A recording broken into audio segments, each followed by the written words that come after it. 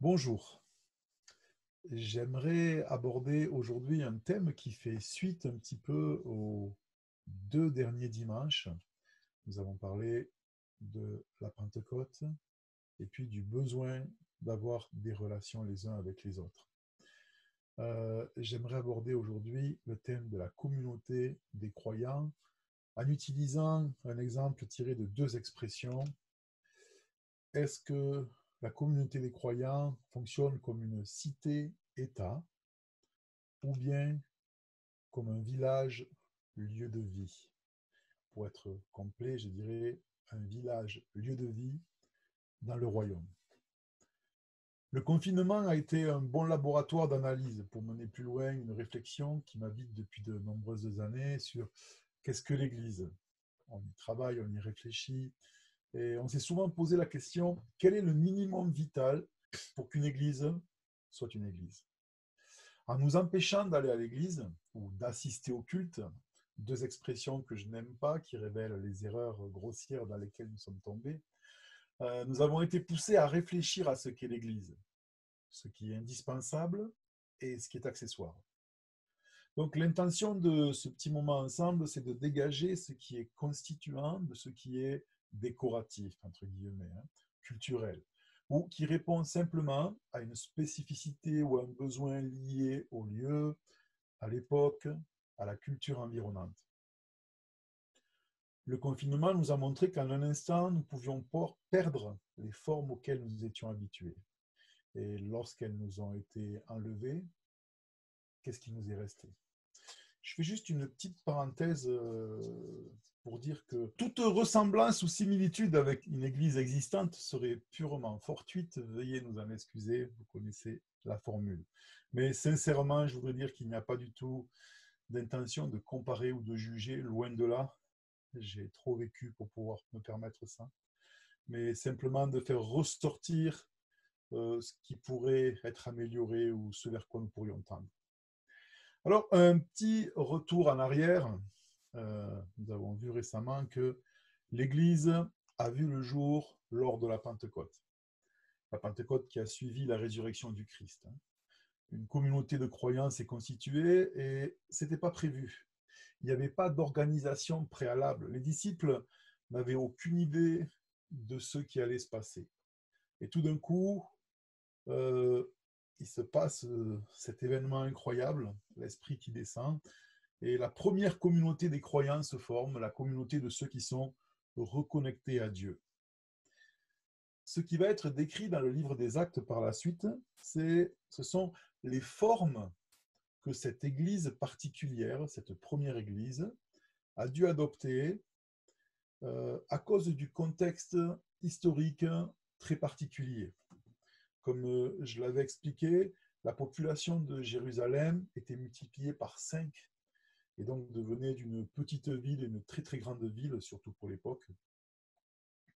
Et les gens qui ont été touchés étaient tellement bouleversés, c'était plusieurs milliers de personnes, qu'ils décident de rester et de s'installer sur place. Mais ils étaient venus pour un voyage de quelques semaines. Et donc, ils doivent s'organiser, loger les uns chez les autres. Et c'est pour ça que certains envoient un serviteur dans la ville d'où ils viennent, des fois à une semaine, 2 semaines, un mois de voyage, vendre des propriétés, reviennent avec l'argent, etc. Donc, les principes qui sous-tendent cette première communauté sont intéressants et même immuables. Mais la façon dont elle vit ne peut pas devenir un modèle qu'il faudrait réappliquer. Sinon, d'ailleurs, ça serait le contraire de ce que je veux expliquer. Mais ça, c'était important de s'en rappeler. Alors, juste un petit rappel. J'ai encore fait appel à mes dons de dessinateur, vous pouvez voir ici, pour se rappeler, c'est une question de vocabulaire, ce qu'on appelle l'Église universelle, qui est en général écrit avec un E majuscule. C'est l'ensemble de tous les reconnectés, de tous les croyants réellement connectés à Dieu, au travers de l'histoire et au travers de l'espace, où que ce soit sur la surface de la Terre. Donc là, il n'y a pas de dénomination, il n'y a pas de particularité. C'est le grand ensemble de tous les enfants de Dieu à travers l'histoire de l'humanité. Ça inclut déjà ceux qui ne sont pas encore nés peut-être ou qui n'ont pas encore rejoint l'Église avec un E majuscule. Et puis, ce qu'on appelle souvent les églises locales ou églises avec un E pas majuscule, avec un E pas majuscule, c'est le croisement dans l'espace et le temps d'un petit groupe de croyants qui vont vivre ensemble leur vie de croyants parce qu'ils se trouvent au même endroit, au même moment, et puis qui vont s'organiser pour vivre ensemble. Alors, dans le cadre de l'Église universelle, il n'y a pas grand-chose à dire. Dieu connaît les cœurs, et puis il connaît la réponse des cœurs. Et tous ceux qui l'ont reçu, qui sont devenus enfants de Dieu, en font partie. Ça ne nous demande aucun travail, aucun contrôle. Ce n'est pas de notre responsabilité. Lorsqu'on parle de l'Église locale, l'Église avec un E minuscule, ça devient plus compliqué parce que tout peut être vu ou essayé ou fait. La Bible n'a pas donné beaucoup de définitions intentionnellement sur quelles devaient être les formes. Et donc, il y a beaucoup de possibilités. Et les choses sont complexes, multiples, jamais parfaites, et plus ou moins proches de l'intention de Dieu. Alors, ce que je voudrais, c'est prendre un peu de hauteur et essayer d'avoir une vision en grand angle un petit peu.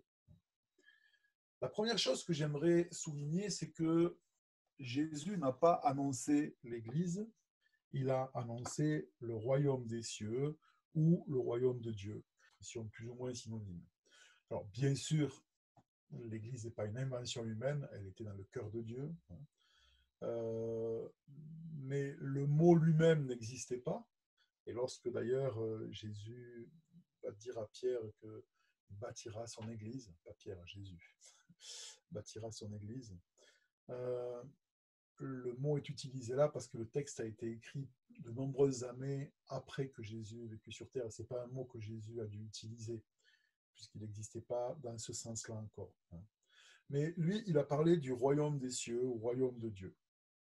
Et ce royaume, qui est invisible, est composé, donc il serait synonyme dans ce cas-là de l'Église universelle. Je sais que les deux termes ne sont pas parfaitement synonymes, mais on ne va pas rentrer dans les petits détails. Et en fait, le royaume de Dieu est habité par tous les hommes et les femmes qui ont été transportés dans ce royaume invisible, qui en réalité se trouve au fond de nos cœurs et qui existe réellement aussi. Un verset nous parle de cela, Colossiens 3,13, qui dit « Il nous a délivrés de la puissance des ténèbres et nous a transportés dans le royaume de son Fils bien-aimé. » Peut-être vous vous demandez quel est le lien entre l'image que vous pouvez apercevoir sur vos écrans et le texte à côté. Alors, ce n'est pas une erreur, mais le terme qui est utilisé pour transporter ici évoque ce que nous appellerions aujourd'hui une exfiltration. Libéré d'un endroit où on était retenu captif et d'où on ne pouvait pas s'évader tout seul, pour être transféré, mais aussi avec l'idée d'être transplanté dans un nouveau territoire, recevoir un nouveau passeport, une nouvelle identité. Donc le royaume de Dieu, le royaume des cieux, est peuplé de ces hommes, ces femmes qui nous ont précédés, de nous-mêmes, de ceux qui nous suivront encore, tous ceux qui ont accepté ce que Christ a fait pour eux et qui ont été, par la puissance de Dieu, délivrés de la puissance des ténèbres et exfiltrés vers un nouveau territoire, le royaume de Dieu. Et donc, si je reprends mes deux expressions du début, cité-État ou village-lieu de vie, en fait, c'est deux façons de vivre dans le royaume de Dieu. Les cités-États, on se réfère notamment à l'Antiquité. Donc, c'était des mini-royaumes qui, bien qu'ayant des échanges avec d'autres cités ou d'autres États, étaient indépendants dans leur fonctionnement, dans leurs ressources.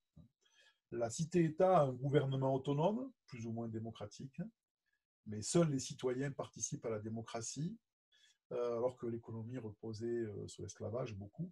Et le but de la cité-État est d'exister par elle-même, d'accroître sa puissance, son influence, de se développer pour devenir plus riche et plus puissante. Elle peut par moments, par intérêt, s'allier avec d'autres cités, mais elle a avant tout sa propre raison d'être. Comme je l'ai déjà dit, et je n'oubliez pas, forcément, je suis dans la caricature.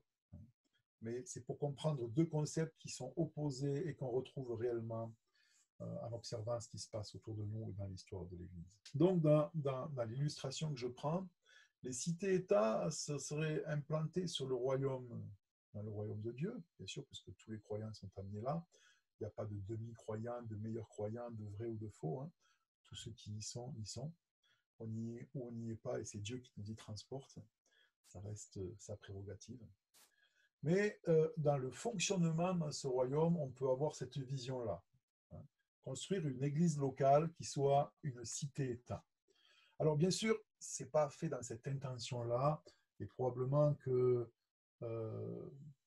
les dirigeants, parce que c'est quand même eux qui ont la plus grosse responsabilité, ou les membres d'une communauté locale qui vivent de cette façon-là, et c'est à nuancer avec toutes les possibilités qu'il y a, hein, n'ont pas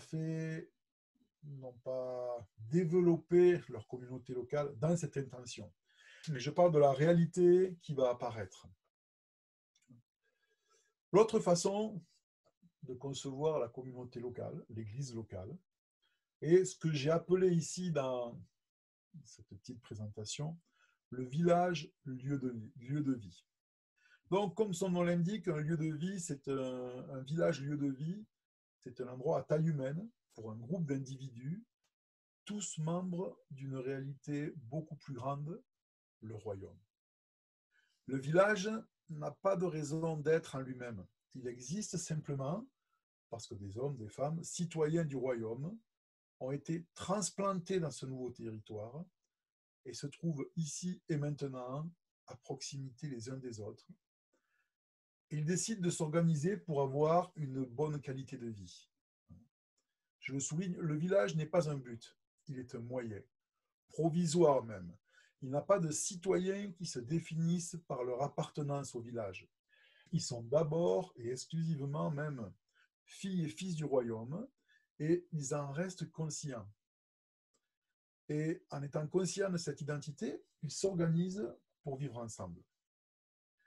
Sans porter de jugement, encore une fois, moralisateur, l'observation objective, même si l'objectivité est un concept théorique pour les humains, nous révèle que la plupart de ce que nous appelons des églises locales sont plus proches du fonctionnement et des valeurs de la cité-État que du village lieu de vie. La philosophie de vie entre ces deux structures est diamétralement opposée. La cité-État est là d'abord pour elle-même. Bien sûr, dans les éléments de langage, on peut répéter que le but, c'est de glorifier Dieu. Mais le moyen sous-entendu de glorifier Dieu, c'est la prospérité de ce mini-royaume dans le royaume. La notion de village implanté sur le territoire du royaume est différente. Parce que, et je dirais que même si je ne connais pas d'églises qui vivent pleinement selon ce principe, il me semble que ça reste un objectif à garder en ligne de mire. Le point de départ, et ce qui fait l'essentiel de la différence, c'est que le village n'existe pas pour lui-même. Il est là simplement parce qu'il y en a besoin à ce moment et à cet endroit.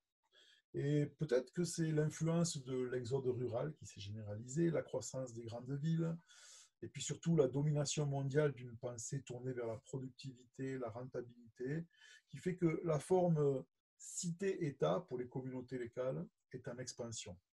Elle est en train de devenir, il me semble, l'objectif assumé d'une majorité de croyants, ou tout au moins de leurs dirigeants. C'est une nuance qui a son importance et qui mériterait d'être creusée.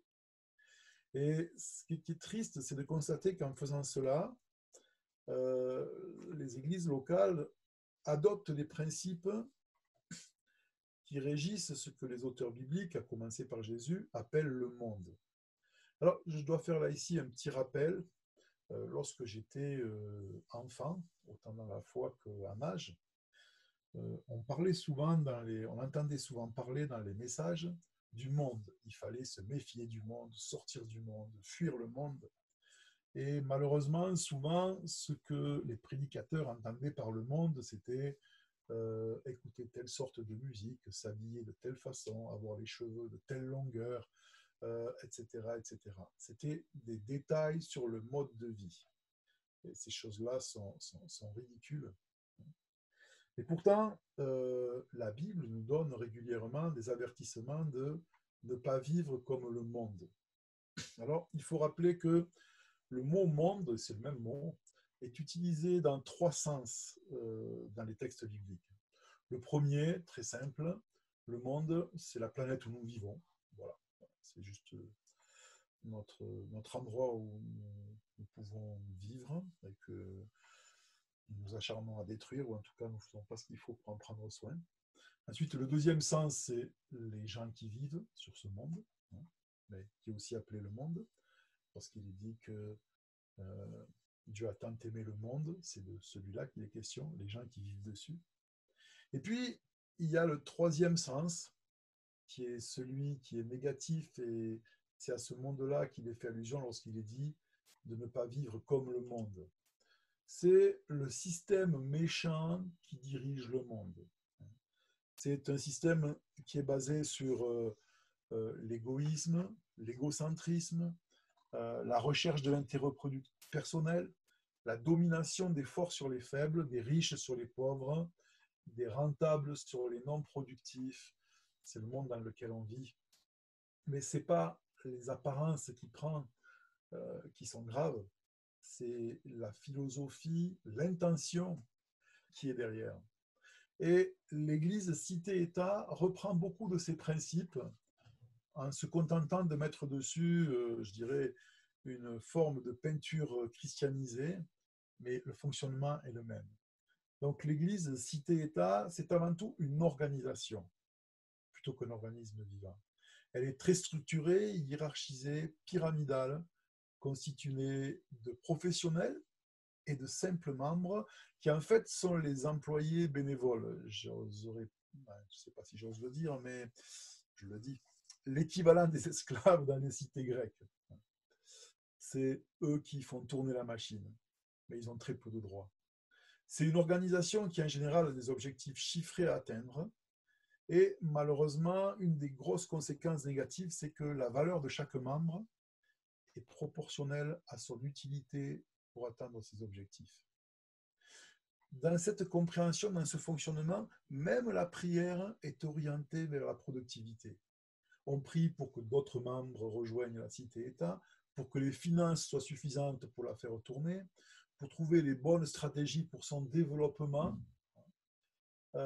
C'est un système replié sur lui-même où en fait ce qui était un moyen est devenu un but et ça met énormément de pression sur ceux qui vivent dedans parce qu'il y a toujours cette responsabilité si j'en fais pas assez, la cité pourrait s'écrouler. Elle est sur mes épaules. Alors je dois travailler, travailler, travailler, non seulement pour qu'elle continue d'exister, mais pour qu'elle prospère, qu'elle se développe, et son développement glorifiera Dieu.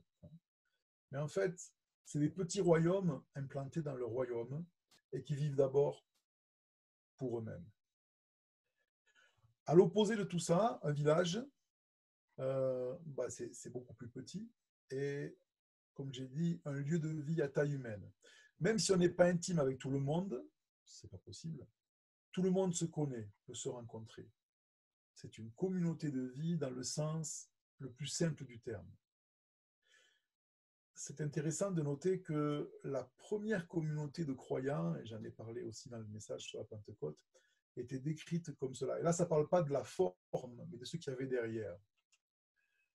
La multitude de ceux qui avaient cru n'était qu'un cœur et qu'une âme.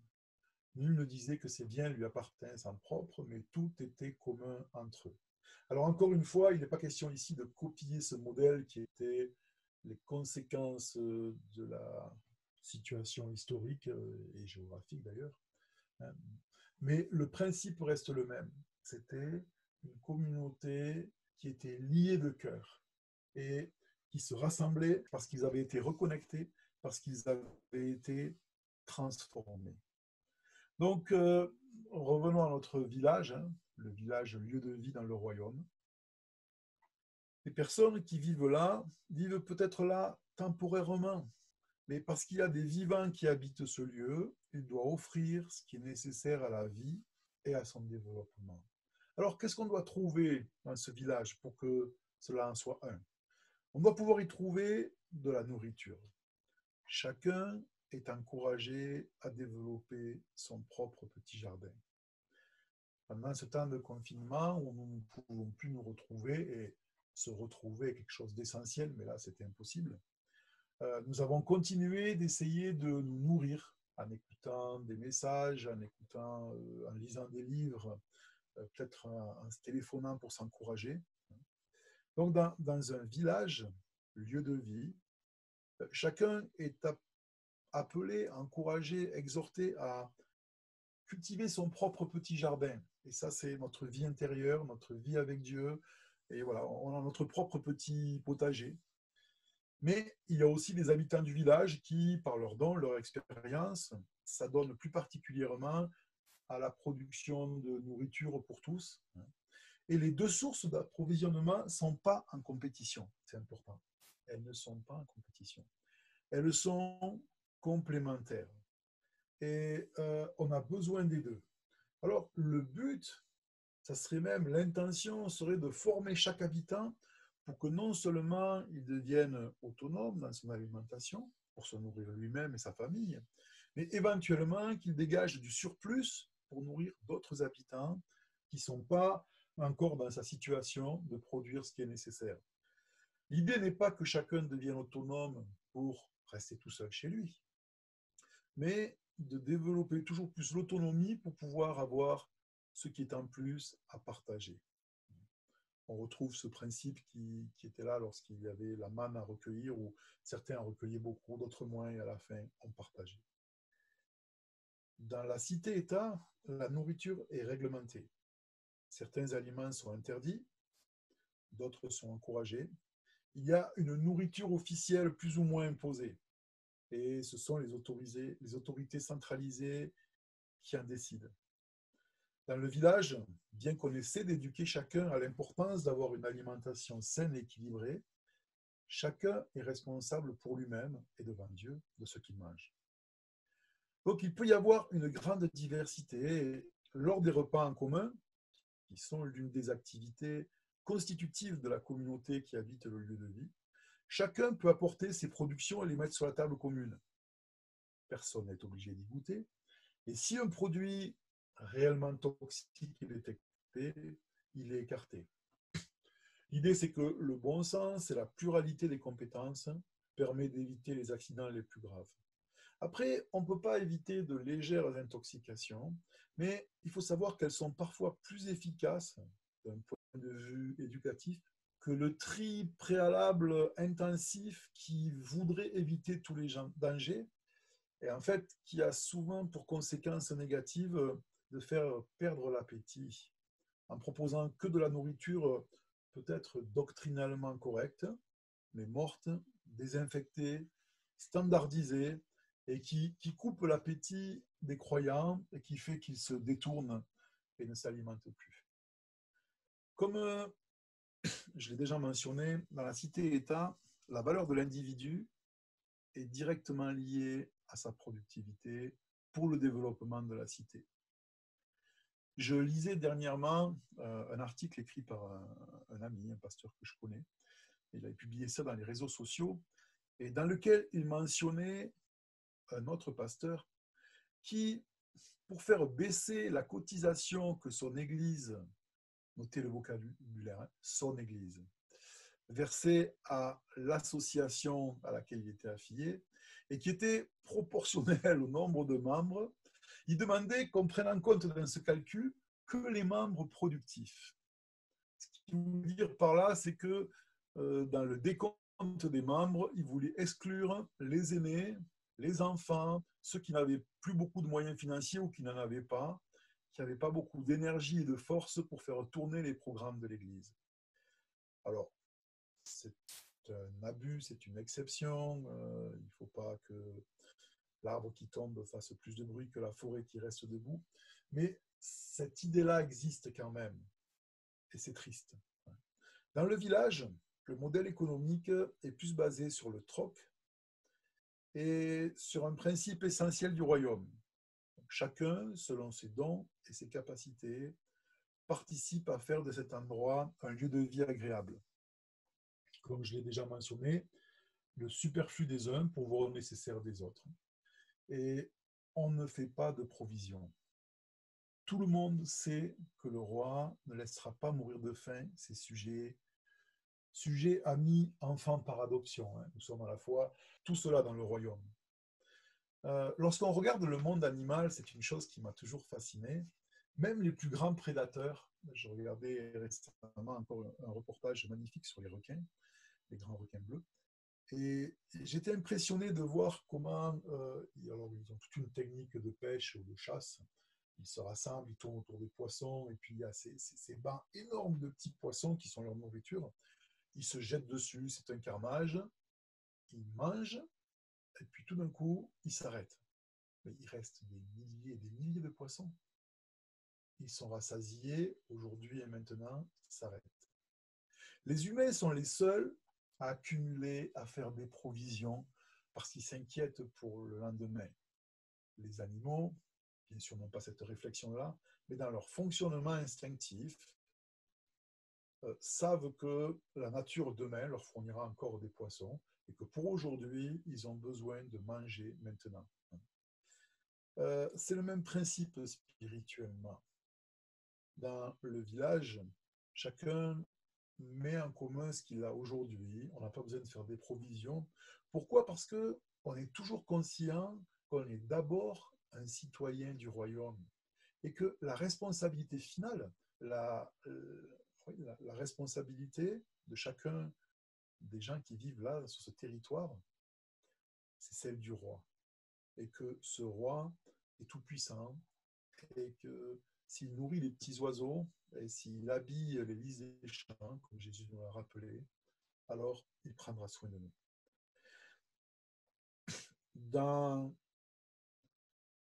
la cité-État, la participation au programme d'expansion est quasi obligatoire, sous des formes différentes, mais il faut vraiment le faire.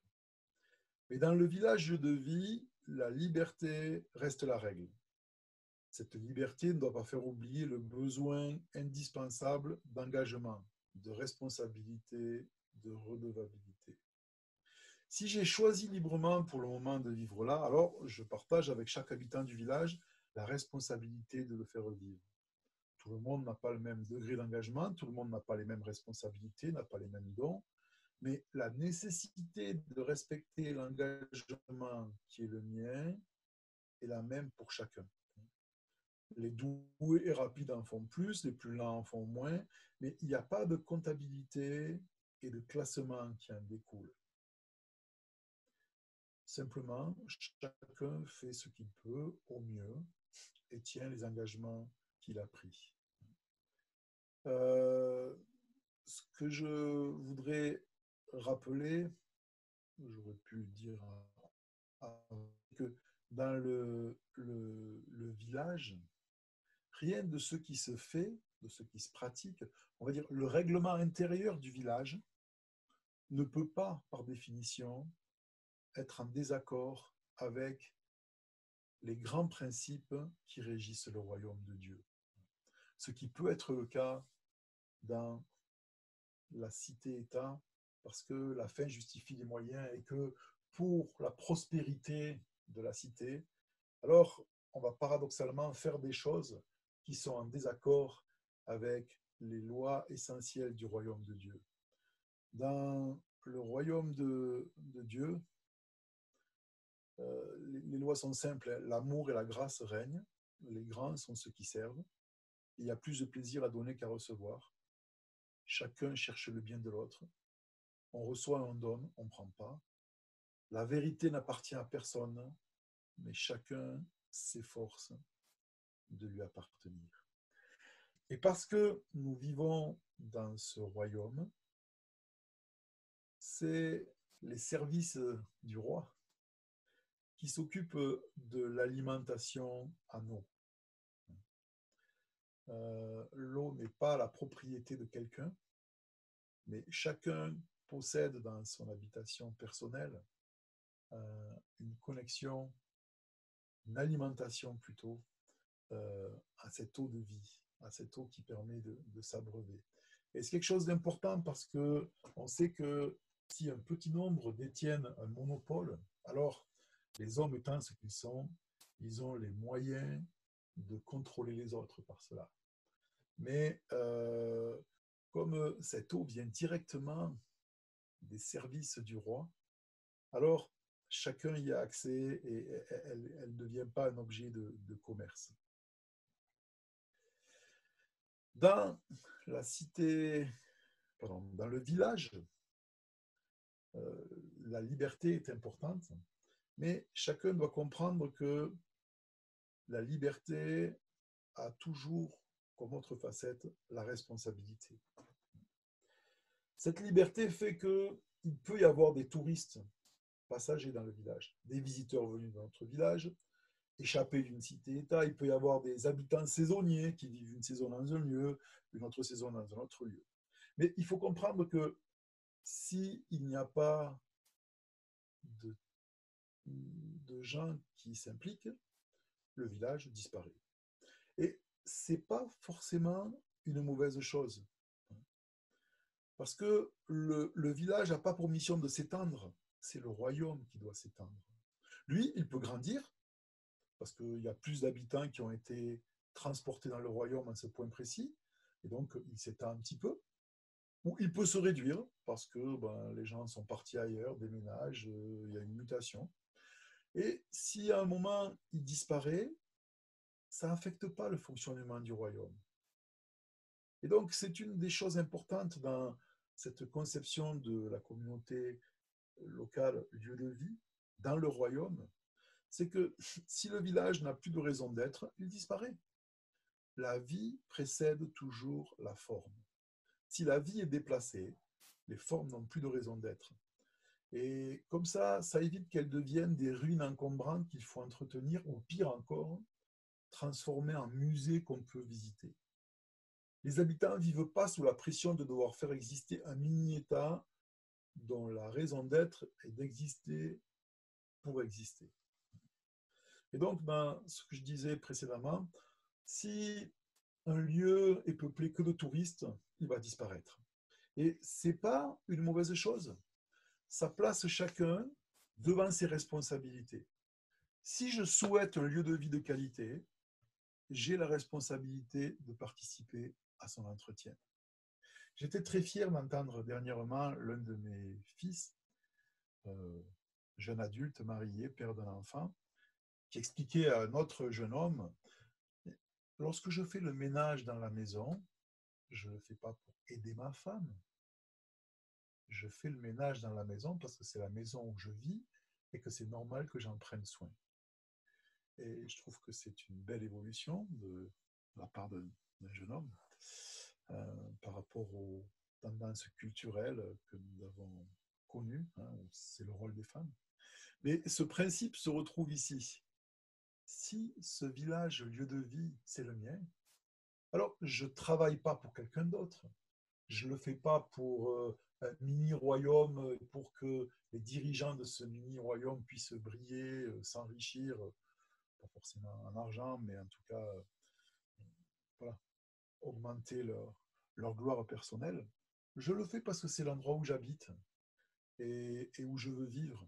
C'est l'endroit où j'ai envie d'élever mes enfants, c'est là que je veux vieillir peut-être. C'est un endroit où je me sens bien et dont je prends soin.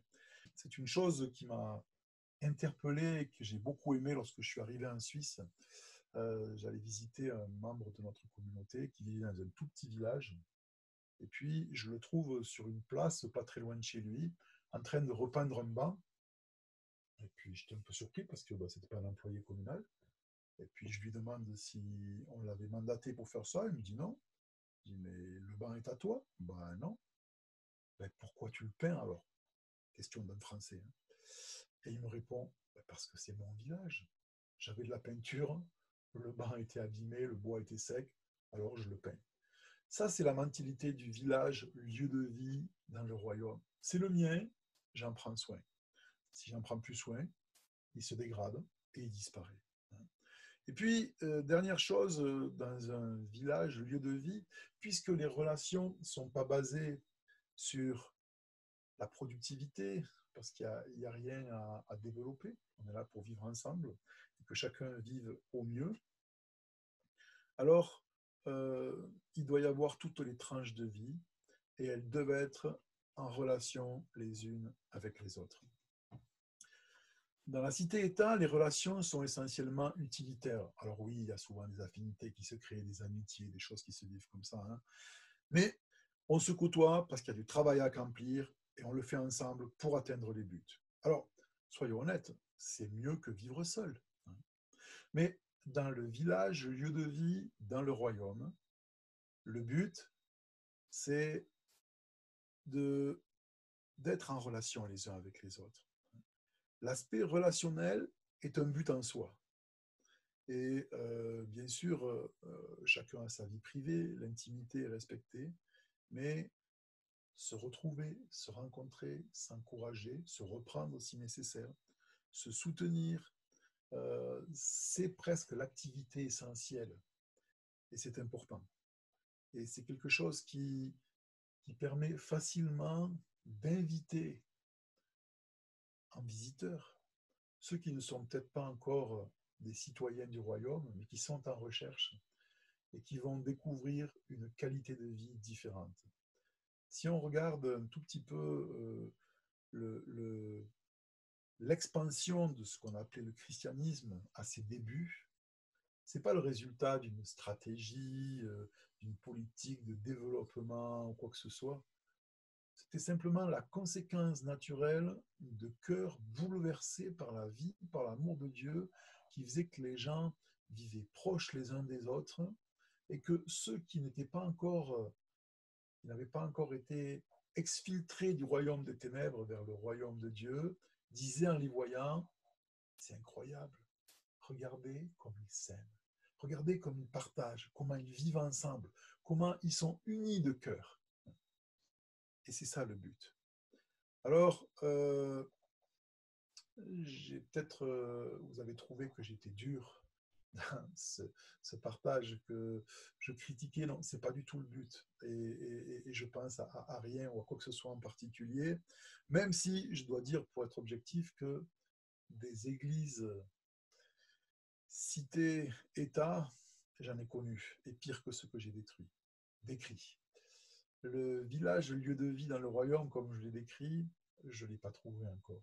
Je ne sais pas s'il existe sur Terre, mais nous avançons dans cette direction, c'est ce que nous voulons. Alors moi, je voudrais pour conclure dire que je suis vraiment heureux de vivre avec des amis, des hommes, des femmes, qui sont dans cette démarche-là. Comme je l'ai dit, loin d'avoir atteint ce point, mais en marche dans cette direction-là. Et c'est quelque chose qui me réjouit, qui me fait plaisir. Ça a été la belle surprise pour moi de ces dernières années, de retomber amoureux d'une église avec un petit E, parce que c'était plus une cité-État pour laquelle il fallait se battre, mais un village, lieu de vie dans le royaume, au service du royaume et pas de sa propre existence. Et c'est une grande joie pour moi, même si encore une fois, on est très très loin de ce que j'ai décrit là. Mais c'est quelque chose à garder en point de mire, avancer dans cette direction. Et où que vous soyez, pour ceux qui vont écouter ce message par écran interposé, je vous encourage à avancer dans ce sens-là. Le but n'est pas de faire exploser ce qu'on a déjà, mais de voir comment, de là où nous en sommes, avec ce que nous avons, comment on peut évoluer dans cette direction, parce que je crois vraiment que c'est ce que Dieu veut pour nous, mais avec les spécificités qui vont être liées à l'endroit où vous vivez, votre histoire, votre culture, votre parcours. Il n'y a pas de modèle, mais il y a une direction et c'est ce que nous voulons. Alors, que Dieu nous permette de vivre les années que nous avons encore chacun à vivre sur cette terre, dans des villages, lieux de vie, implanté sur le territoire du royaume de son amour. Merci beaucoup pour votre attention.